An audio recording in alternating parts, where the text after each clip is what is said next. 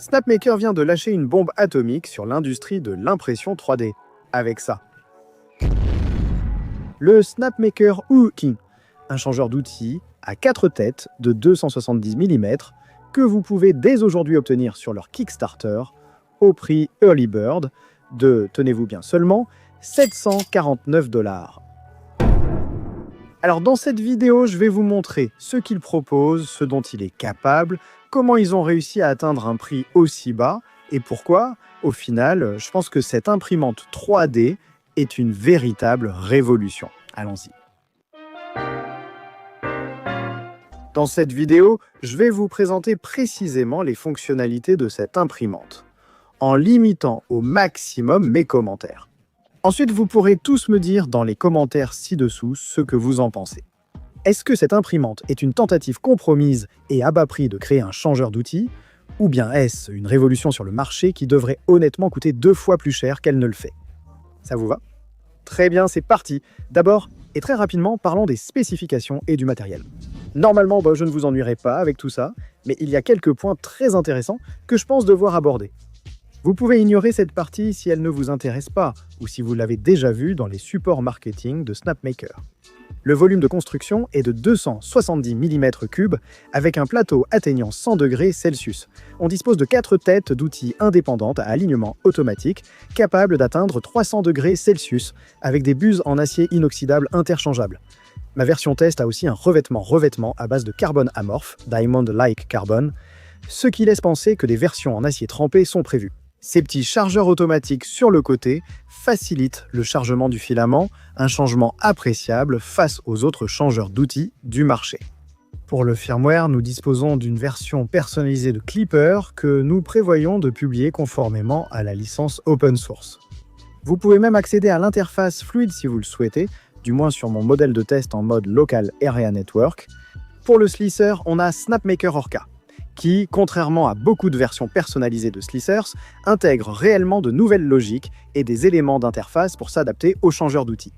Mais écoutez bien, ces modifications sont déjà intégrées dans les versions Nightly du Orca Slicer principal, y compris la possibilité d'imprimer directement depuis le slicer et de surveiller cette interface personnalisée à distance. Ce qui, en termes de compatibilité, place cette imprimante devant pratiquement toute l'industrie, y compris Bambu Lab, Prusa, Creality et presque tous les autres. Enfin, comme vous l'avez probablement remarqué, cette imprimante est actuellement ouverte sur le dessus, mais elle dispose d'un port d'extension pour un futur couvercle de type Top Hat, qui, j'espère, sera à la fois chauffé activement et filtré pour l'impression de matériaux techniques. Très bien, maintenant que les spécifications techniques sont terminées, passons à l'impression. Les règles sont les règles. Donc la première chose que j'ai imprimée, c'est ce Banshee en 4 couleurs qui a pris 2 heures et 35 minutes. Ça a l'air correct, mais ce n'est ni très intéressant ni impressionnant. Alors passons à la suite.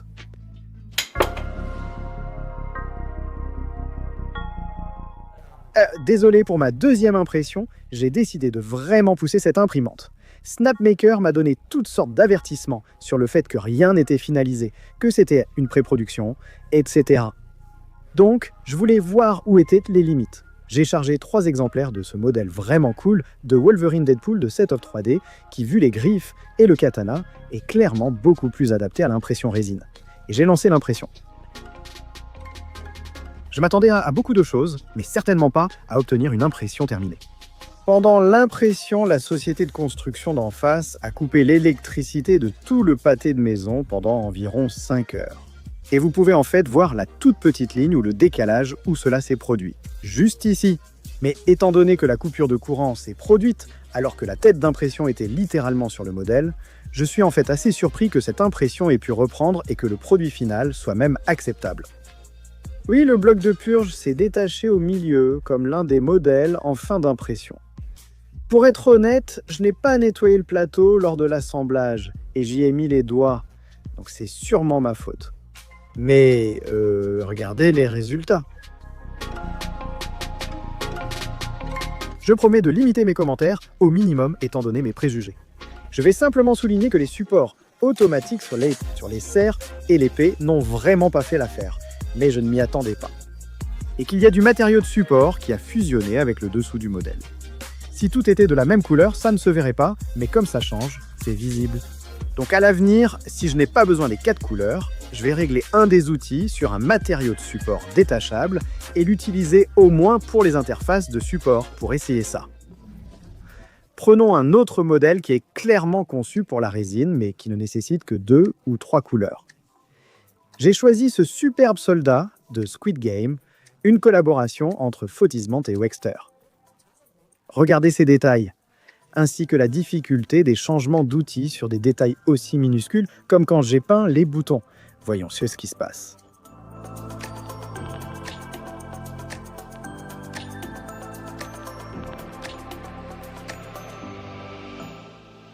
Miss ? Je ne pensais pas que ça marcherait aussi bien. Je crois que Snapmaker a peut-être sous-estimé cette machine. Le filament de support détachable a fait un travail parfait, sans laisser aucune marque ni cicatrice. Les détails du masque sont ressortis presque parfaitement.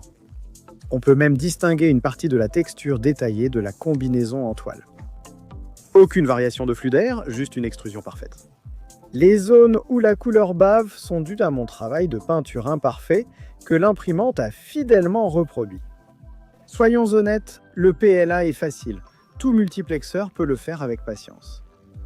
Et l'impression vraiment multimatériaux ? Pour tester, j'ai conçu récemment cette poignée d'appareils photo et je veux l'imprimer sur la U. J'en ai déjà imprimé une sur la Prusa XL, mais le PETG carbone fibre que j'ai utilisé est tout simplement trop flexible. Donc à la place, je vais charger du Polymaker Polysonic Pro PLA, qui devrait être très rigide, ainsi que du Polymaker 95 TPU, et tenter le coup. Petite parenthèse, j'ai déjà eu quelques problèmes avec les extrudeuses Snapmaker et le filament TPU par le passé. Donc je ne savais vraiment pas à quoi m'attendre. Par exemple, je parie que le système de chargement automatique du filament ne fonctionnera tout simplement pas avec le TPU, et que je vais devoir charger le TPU par une sorte de bidouille à l'arrière. Pas possible.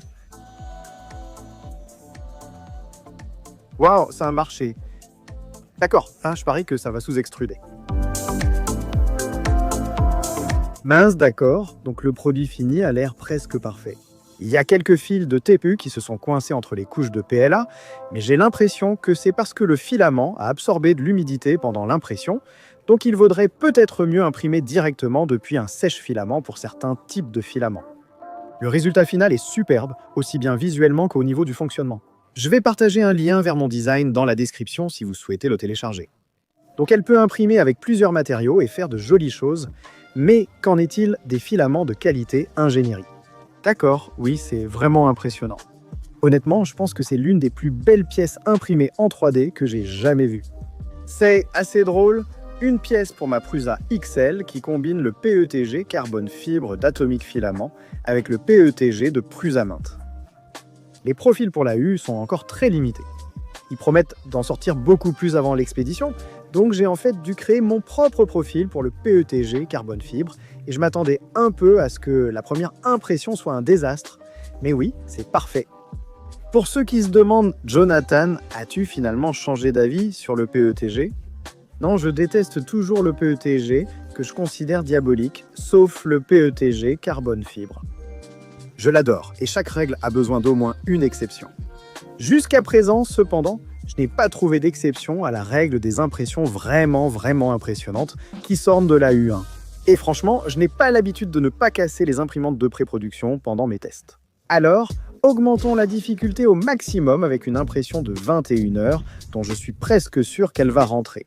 Les gars, qu'est-ce qu'on fait ici ? Sérieusement, vous vous attendez vraiment à ce que je fasse semblant de ne pas trouver ça incroyablement impressionnant ?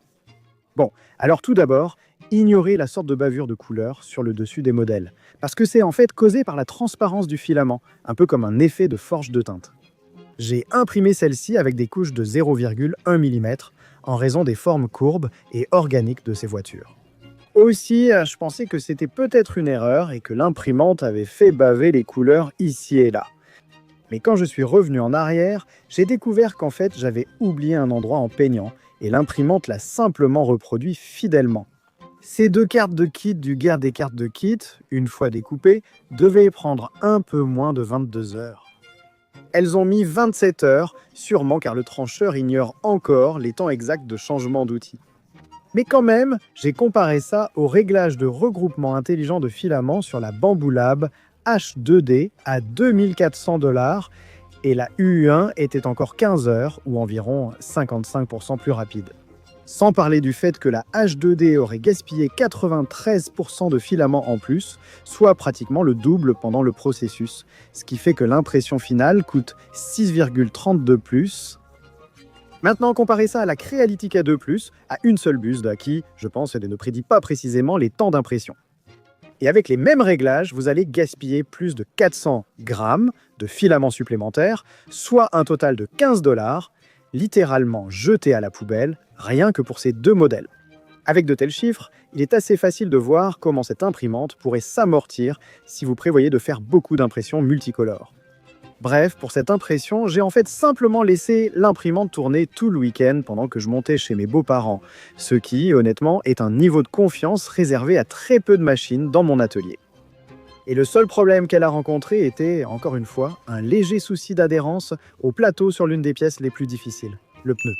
Pour être honnête, je ne pense pas avoir vraiment pris le temps de nettoyer le plateau de construction, mais après ça, j'ai simplement appliqué du Magigou. Et ça a résolu tous les problèmes d'adhérence au plateau par la suite. Et je veux dire, que puis-je dire? Si on ignore ces problèmes de l'estime, de transparence, du filament et les vilaines lignes de couche causées par les formes organiques folles de ces voitures de sport, ce sont deux impressions 3D vraiment impressionnantes, réalisées en 2/3 du temps en utilisant 2 fois moins de filaments sur une imprimante qui coûte 1/3 du prix du modèle phare de l'industrie.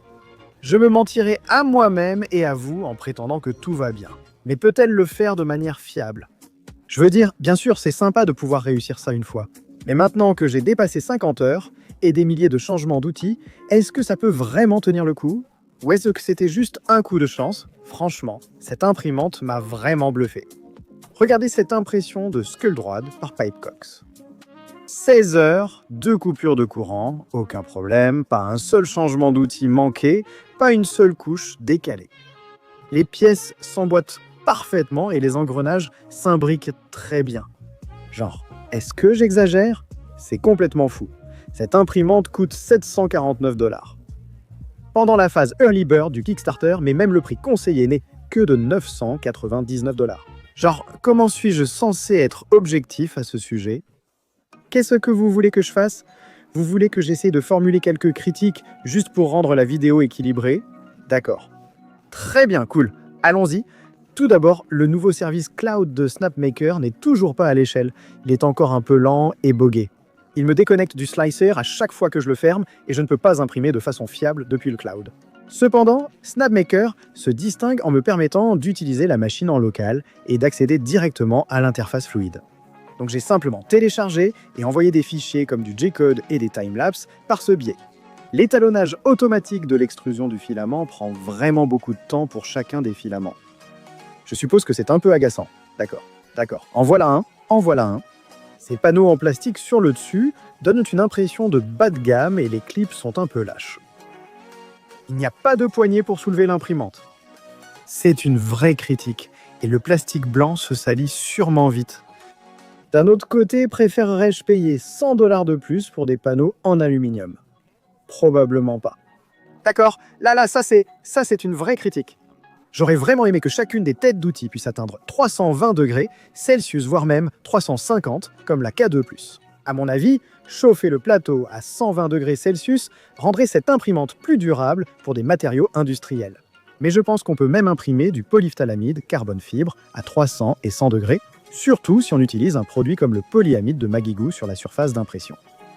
Si la mise à niveau du capot supérieur permet à l'imprimante d'atteindre une température interne assez élevée, vous pourrez imprimer tout filament.